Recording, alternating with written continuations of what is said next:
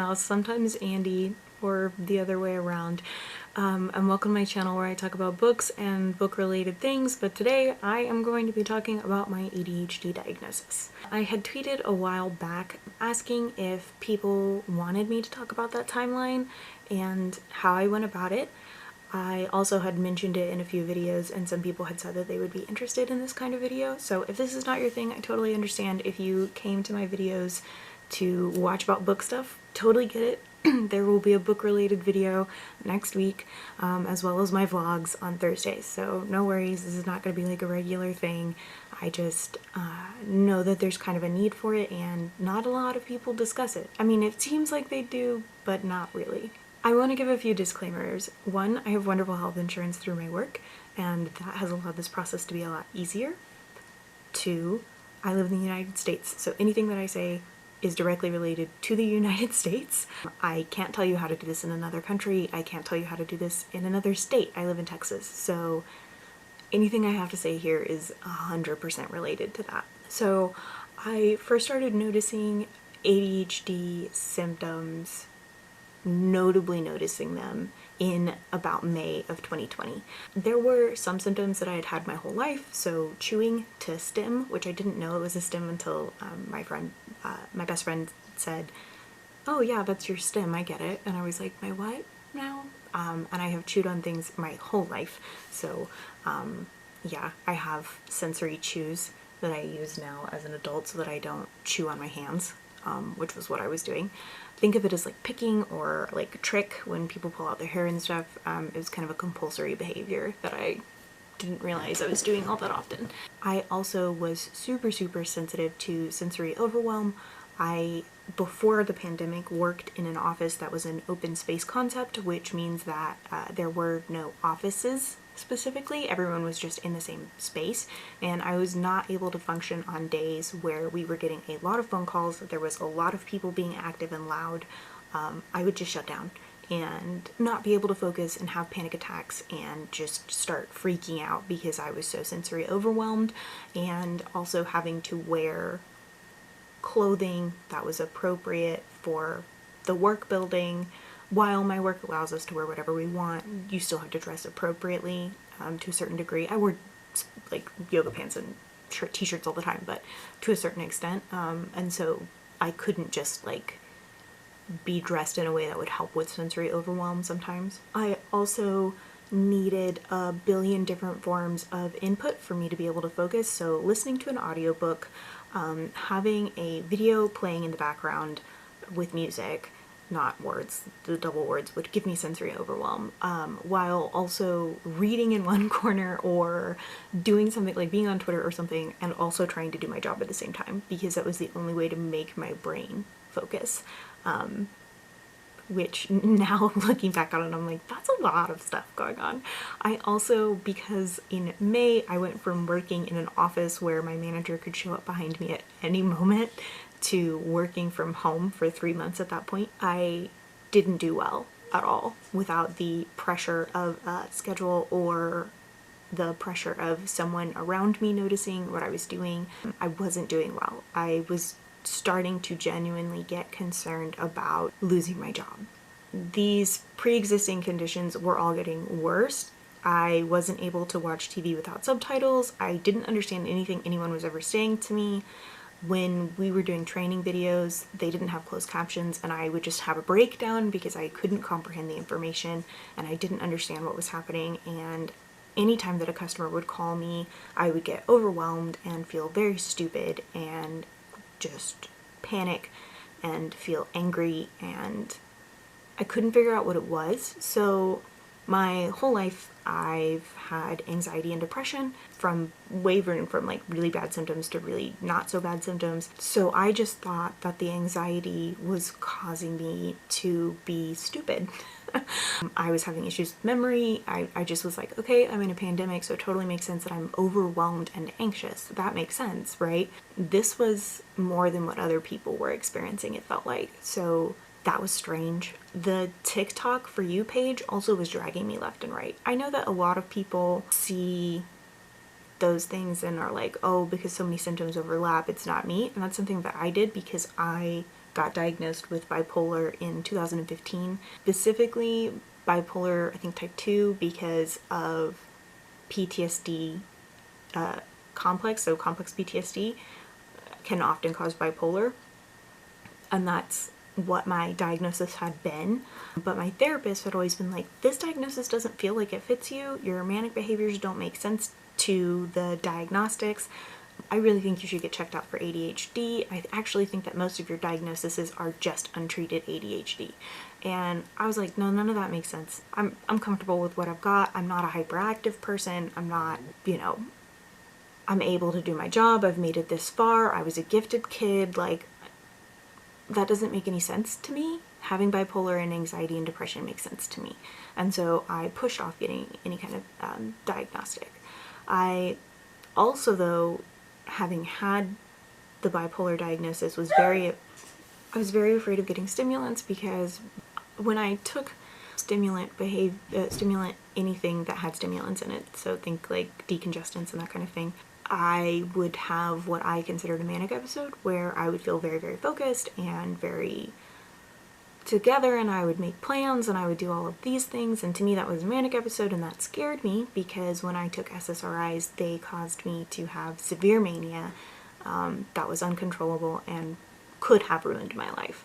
So I was very hesitant about taking stimulants, but I tweeted about wanting to talk to people who took ADHD medications, were diagnosed in the US, and what their experience was. I just wanted to have a conversation with them and see what that was like, because I didn't know what to do or where to go when it came to those things. I ended up talking to somebody who I didn't know had ADHD, but she worked in the same company that I do, and she is not someone I would have thought had ADHD, because she seemed so put together and one of the smartest people I know. And she explained how she got her diagnosis and the steps that she went through. So I got that advice from her, as well as recommendations of doctors, because we are on the same insurance. January 2021, I reached out to a clinical psychologist to try and get a ADHD assessment. For my insurance specifically, you have to have some kind of ADHD assessment in order to get treated for ADHD and to be diagnosed for ADHD. I never heard back from them, so I reached out to my insurance to ask what their recommendations were, and they recommended ADHDonline.com, which, if my insurance had not recommended it, I wholeheartedly would have thought it was a scam, but it's a real site. It costs about $140, I believe, but it can be reimbursed by your insurance. Mine did, but you can also pay it in payments, which is what I initially did, because at the time I didn't have the money, but my insurance reimbursed me, and so I went ahead and paid it all off. It was an online questionnaire. It took me about an hour and a half to do, and that's because my attention span sucks, and I would get bored and distracted because it was an online questionnaire. The other reason it took a long time was because they asked questions regarding your childhood, and I don't have memories of my childhood. A lot of it was relating to your childhood in school, and I just remember being bullied. I don't really remember much else.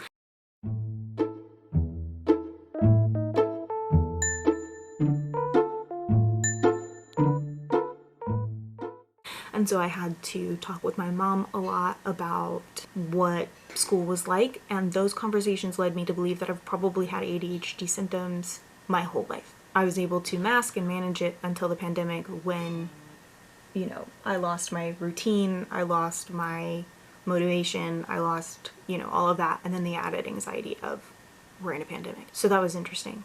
3 days later, I got my official results back, where they diagnosed me with ADHD-C. So ADHD is now on a spectrum. There's ADHD-I, ADHD-C, and ADHD-H, I believe. Or maybe it's just ADHD. Not sure. This end is the hyperactive version of ADHD. Basically, that tendency more than the inattentive tendency. It's what you think of when you think of ADHD. You think of the boys that were hyperactive and acting out and wilding out. But for girls, it's really different. It's like chatterboxes and airheadedness and being, ditzy and that kind of thing. It's terrible that that's the female equivalent of it. Combination type is what I have. It's people who have both. Hyperactive is also not a great word when referring to adults because I don't know very many hyperactive adults, and I would not class myself as a hyperactive adult. For me, it's things like having stims or, you know, feeling restless or being unable to sit still. That concept of running on a motor or feeling like you have to just keep going all the time, it feels confusing to me, and I never understood it because that's not, I don't identify with that. But as a kid, I did feel like I always had to be busy. I always had to be doing something. As an adult, I'm tired. So, and it's a combination type of the hyperactive and the inattentive side. So ADHD-I is what they used to call ADD. It's all the distractions, but less of the needing to constantly move in order to stim. It's more things like emotional regulation and mental flexibility issues. I think, I could be wrong, I don't have it, I have the combined type, and so it's a little bit hard for me to describe like what the hyperactive side of the swing and what the inattentive side would be without like providing full data worth of research, and I don't want to edit that long of a video, honestly. January 26, 2021, I went to my primary care physician. I got a new primary care physician because they had an online portal and did telemedicine because my old doctor did not do that, and phone calls give me anxiety, so being able to just hit up the portal instead of calling anytime I had a question was super, super helpful. We discussed my ADHD diagnosis, and she explained different meds available for me. I started with an immediate release 7.5 milligram Adderall, which is a super, super, super low dose. I take it 2 times a day when I wake up and at 10:30 in the morning, because if I take it any later, I just simply won't sleep. Like I said, super low dose, to the point where my partner's dad is a therapist and he works with kids who have ADHD, was like, oh wow, I didn't even realize that they would start an adult on a dose that low. But I'm very sensitive to medication, so that's probably why.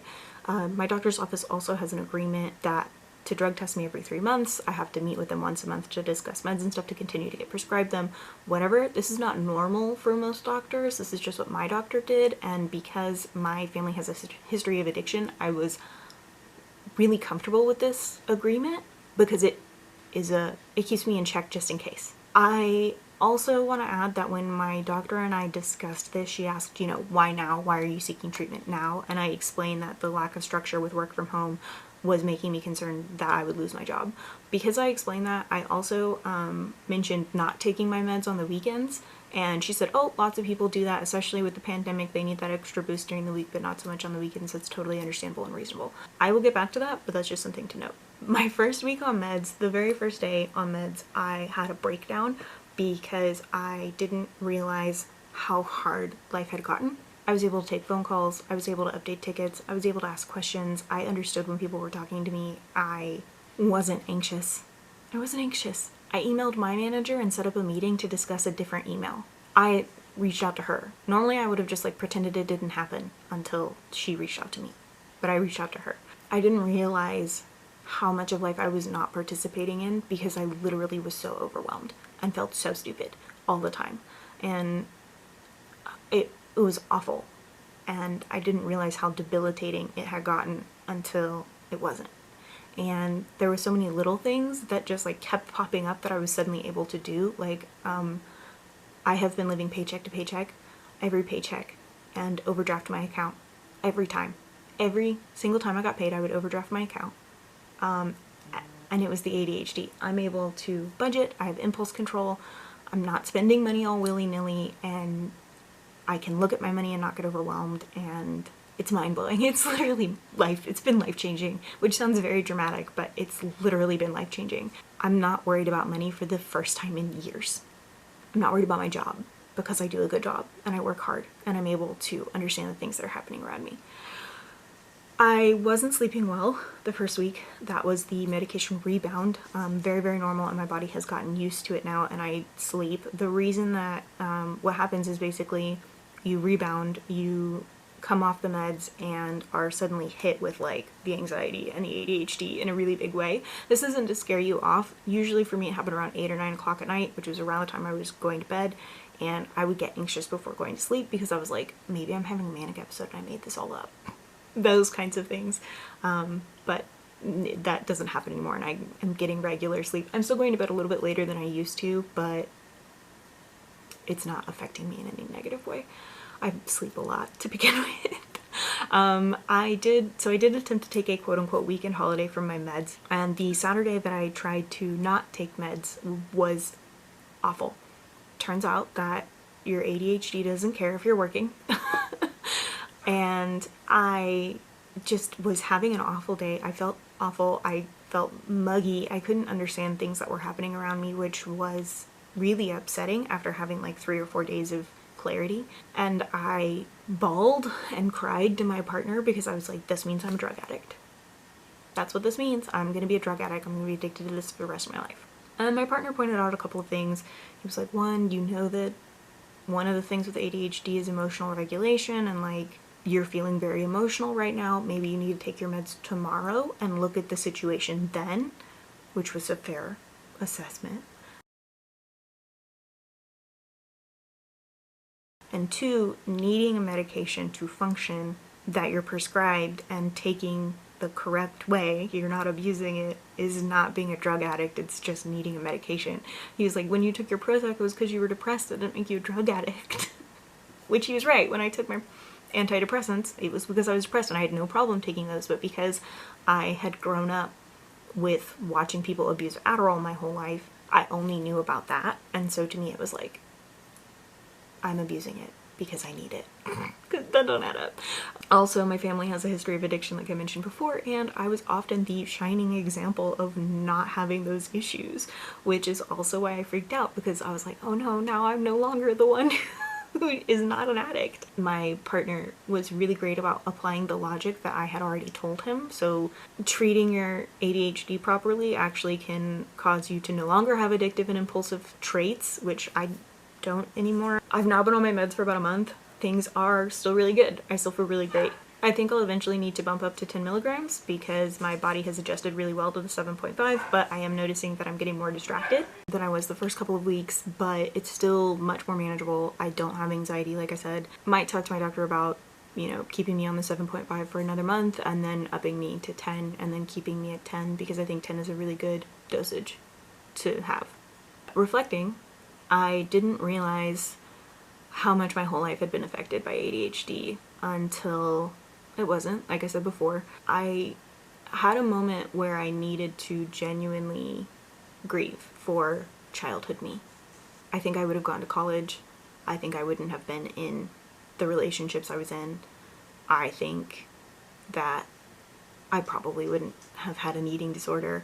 You know, there's no way to know for sure, obviously, but I genuinely think life would have been easier if I had known that I had ADHD early on and it had been treated. I don't blame my parents. I don't blame anybody for that. There is a magazine online called ADD Attitude, basically. It's like attitude, but it's the ADD.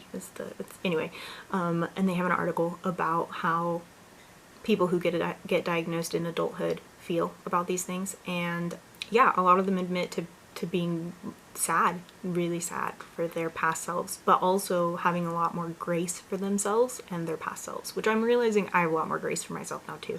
Things to take away from all of this, sorry it's so long. Things to take away are, if you think you have it and you have the insurance and you have the means, absolutely go get checked out. Seriously, it's changed my life. It's made everything easier and better, and it's worth looking into. If you are avoiding it because it's too stressful or it's something you don't want to look at right now, I understand, but that's also a symptom of ADHD.